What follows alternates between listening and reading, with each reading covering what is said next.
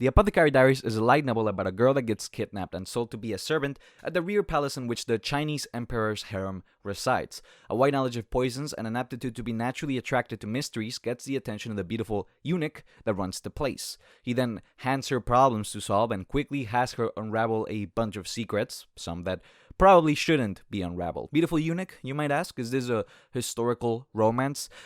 No. For better or worse, the only thing that turns Mao Mao on is rare plants and poisoning herself. I would say this is a case of a protagonist making or breaking a series for you. Mao Mao is a sassy, strong, independent woman that won't take shit from no one. She's also completely unhinged and loves things like self-harm. Not because she's depressed or anything, she just figures the best test subject for her experiments is herself. She's more attracted to medical ingredients than she is to any particular gender, and her words alone can destroy whoever she chooses to at any particular distance. I personally love her, but I don't know, maybe I just have like a masochist streak or something. If you still can't get a read on her, let's just say within the first book, a concert servant makes her so mad, she slaps her around and drags her by the hair. And in another volume, when a soldier asks her if she thinks one of her sisters would be willing to marry him, she asks him to undress and begins analytically inspecting him as if he were a stallion. She does not check the package, but only because she was stopped before she tried.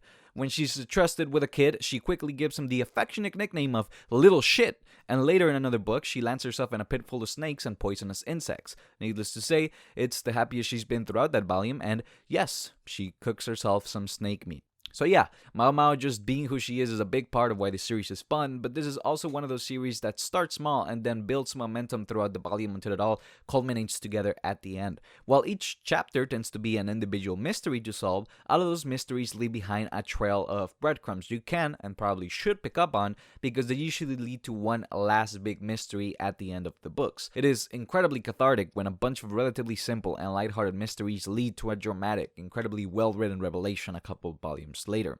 The mysteries can range from relatively simple stuff like figuring out who poisoned one of the concert's food to slightly more complicated stuff like figuring out how the past emperor's deceased corpse that was left out in the heat for a whole year did not rot and instead became mummified.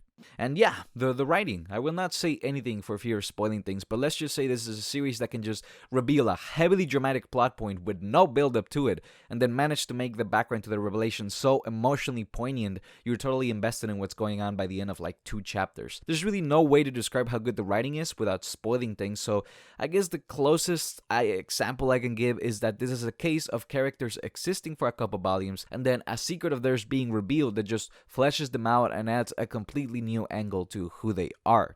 As a side note, allow me to say this is historically accurate to some extent, which means the blunt brutality of olden times is here and is used in full for certain plot points. So be warned, bad things happen. Not because the author likes it, but because that's just how brutal things were back then. I was tempted to say this is something you should read if you enjoy Sherlock Holmes and the like, but this is a mystery series in which some mysteries are just indecipherable until they are revealed. Like I said, this is more about picking up on small details, brief mentions of things, inconsequential character gestures, and then letting the satisfaction wash over you when a crucial clue is revealed and you just feel all of those little things click into place. Reading the Apothecary Diaries is basically just like a non-stop domino effect, like a Rube Goldberg machine. The spectacle is in the moving pieces, but unlike a Rube Goldberg machine, the ultimate conclusion, the endpoint, is just as, if not more, satisfying than observing the chain reaction that took us there.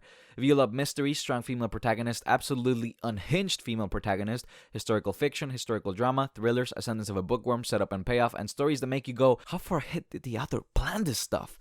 Then, this is without a doubt for you.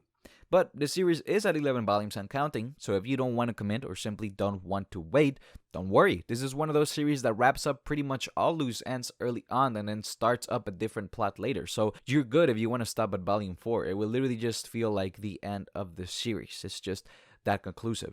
Strongly recommended if you come every time you hear the term Chekhov's gun.